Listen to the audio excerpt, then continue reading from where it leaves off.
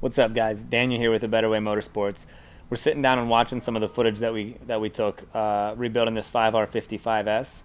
So what we're going to do is we got our studio equipment. We're going to do a voiceover, and then you guys are going to join us in watching the video. So if you're ready, I'm ready. Do we just go now? Now we go.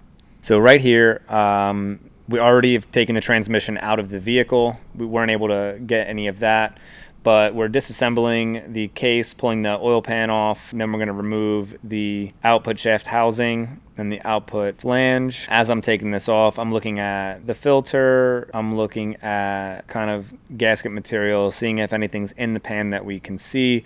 There's a ton of metal in the pan on the magnet, which is obvious that there's internal problems. I was trying to show the camera something there. I'm not exactly sure what it was because it went very fast. Right now we're pulling the valve body off, getting all those bolts loose, and the solenoid pack. I'm blocking the camera for that. That was accidental, but it's fairly simple. Just make sure you remove all the bolts opposite to the torque pattern. That way the whole valve body will come off as a unit. And the way I like to disassemble things is I actually do it in a stepped process. So I'll break everything loose before I just take all the bolts out. And that way it doesn't put extra stress on any specific area of that as we're going through the disassembly procedure. And that's true with the transmission, the valve body, engine components, really anything that has stepped processes.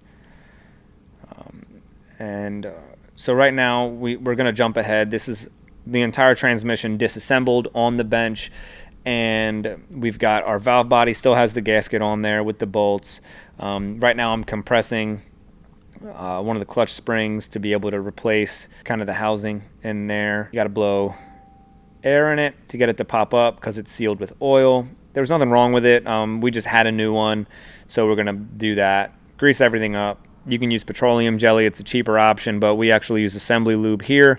And the stuff that we use for the transmissions is the green stuff specifically designed for transmissions. When we do engine stuff, we like the red stuff specifically designed for engines, which is kind of backwards because transmission fluid is red, but it is what it is. There's a snap ring in there. We got it compressed. We're putting everything back in. So we have to add that snap ring back in. And voila, that is ready for the clutches and steels to be installed. And that is what we're doing here. It's going to go steel clutch, steel clutch, steel clutch, and then plate. I might be missing one of those. I think I counted correctly, but essentially you just got to make sure you have a steel disc in between every one of your friction plates or your clutch discs, because that is what's going to break or brace those materials together. As you can see there, I'm stacking and counting and making sure we have the right amount. Time lapse was going ridiculously fast, so the clutch discs that I showed you, you could definitely see that they were burnt, and that's why anytime you disassemble a transmission, clutches are super cheap. Might as well replace them. In this case, our clutches were so burnt that we did the steels as well. That way there's a whole new mating surface for those, and it gets our tolerances exactly where we want them to be. That is our new planetary gear, and it goes in and out very easily of that one, as opposed to the other planetary gear on the right side of the bench. That is the one that was seized to the input shaft. That would be the reason why we got that new planetary gear and the new input shaft, to be able to rebuild this and get everything dialed in. That is all the information I have at this time. Thank you. Have a good day. Have a good day. AMSR, sir.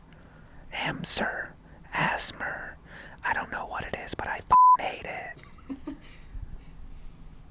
That's it, I'm done. We didn't hit the record button. Don't with me like that.